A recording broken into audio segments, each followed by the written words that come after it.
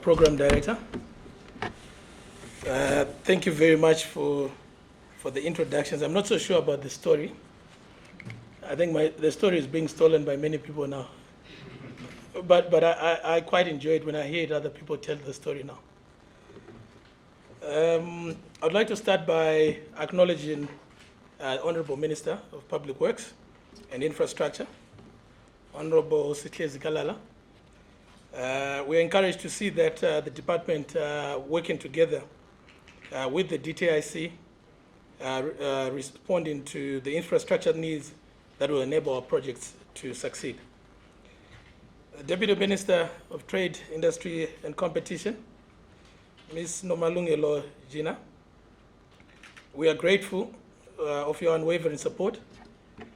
You continue to champion and lead and coordinate government efforts, as we can see today, to ensure that the Richards Bay IDZ and projects like ours receive the much needed support from various government departments.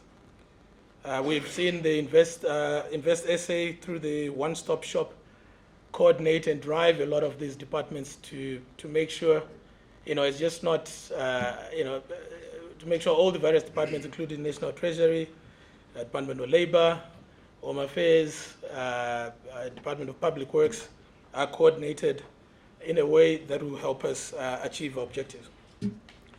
The CEO of Richards Bay IDZ, you are my partner in crime, as I would say. We're tied at the hip with the IDZ in the sense that if they do not succeed, we will not see this project. So even if we have some disagreements wherever they are, we quickly find each other because we have permanent interest, very aligned interest in terms of what we would like to see. So we take great pride in you being here. I consider you my partner. And we are very proud of the partnership and the positive relationship that we continue to culture. Excellencies, your Ambassador, Vusima Vimbela, I'm not so sure, I haven't seen him. Ambassador David Amadzeripi, the South Korean Commercial Ambassador, Nyanza Chairman, CEO, various CEOs, Senior Director from Africa Finance Corporation, Mr. Ruel Andrews, and the Vice President, Associate Vice President at Africa Finance Corporation, Suleiman Sise, leaders in government, business chairpersons, fellow colleagues in Nyanza, all protocol observed. I had to ride on Nolwazi's protocol because she did it very well. And I was like, why am I still talking about this? But all protocol observed.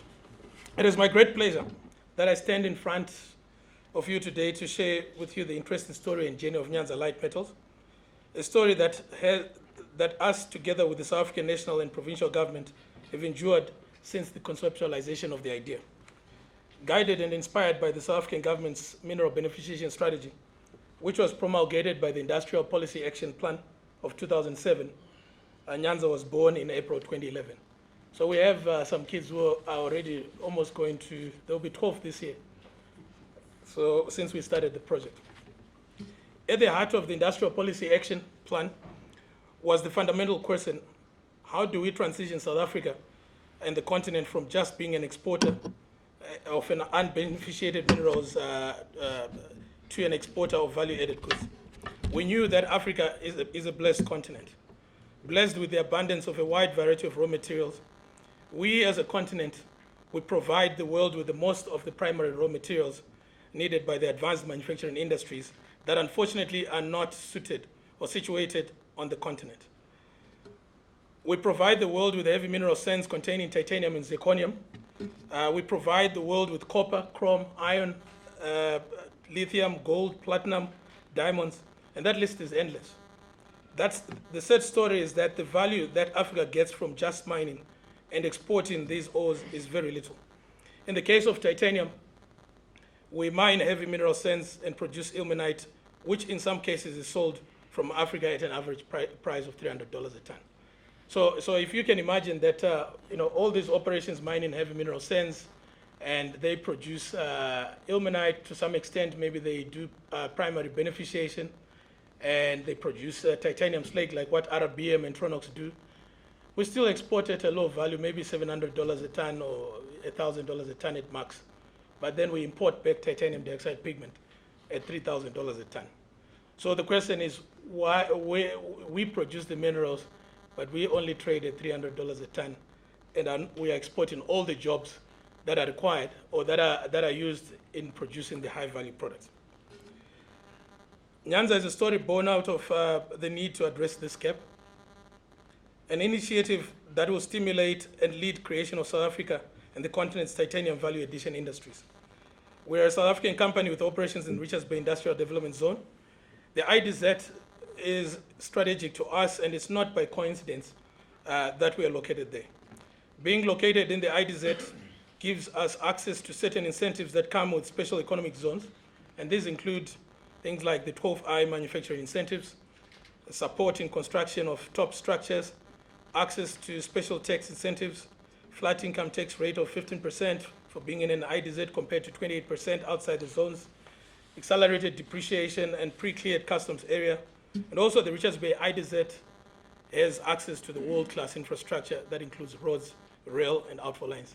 Yes, we've been seeing some trucks queue in the city as we are having some disruptions, but I was listening to my partner in crime, Mageba, at the BRICS Summit in KZN last week. He says, no, the trucks, it means we are busy. When you look at those queues, don't think that there's a problem. It means just we have extraordinary business. So we understand that. At Nyanza, our strategic actions are guided by a long-standing corporate strategy, which is to build Nyanza into an African company that will be a global leader in mineral beneficiation and value addition. Beneficiating titanium is the first step towards our aspirations, and as guided by a corporate strategy,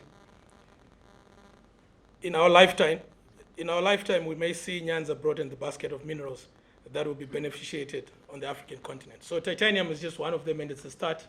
But the skills that we are developing here can touch many of those minerals that we're talking about. We can move into value addition, into things like lithium, into things like platinum, because this is the base or the platform of skills and technologies that we need to do that. So once we have this capability, we'll have an unmanageable capability as a continent and as South Africa. 12 years ago, Nyanza was just a pipe dream, a white elephant, some would call it. When construction of the second phase of the project commences early next year, over a period of 3 years, we will create more than 2,000 jobs and have 850 permanent direct jobs. The fully constructed plant will include an 80,000-ton plant. I think we've seen from the video in terms of what it will include. And at peak funding, it's estimated to cost $730 million, or 14 billion rands in today's exchange rate. I know the number in the media continues to move. Part of the issue around that is the exchange rate. So when we started in 2011, I think we were at around 9 to the dollar. Today we're at 19. The other thing is also when we were starting the project, there are certain utilities that we had not factored into the plant design. So we were looking at just constructing the main titanium dioxide plant and buying over the fence many of the utilities. Now we've brought in most of those utilities into the project so that we avoid having too many projects outside Nyanza, and we can control and coordinate the rollout of the whole plant.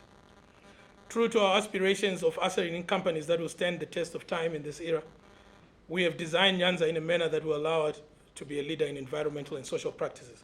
We have also taken advantage and leveraged on the converging technologies that continue to emerge through the fourth industrial revolution, or 4IR, as most of you would know it. The Nyanza titanium manufacturing complex will require 32 megawatts of electrical energy. We'll have 20 megawatts of power generated from solar and cogen plants, supported by battery storage so as to ensure we have much needed energy security for continuous operations. I'm sure you'll hear the honorable ministers when they talk. One of the major issues as a project that we continue to ask ourselves, or our funders continue to ask us, is where are you going to get power from? What energy security do you have?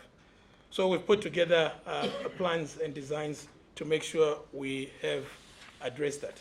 So we'll have plans like solar plants, we'll have the cogen plants, but added to that, through infrastructure programs, we may have batteries that will also provide energy in times of load shedding.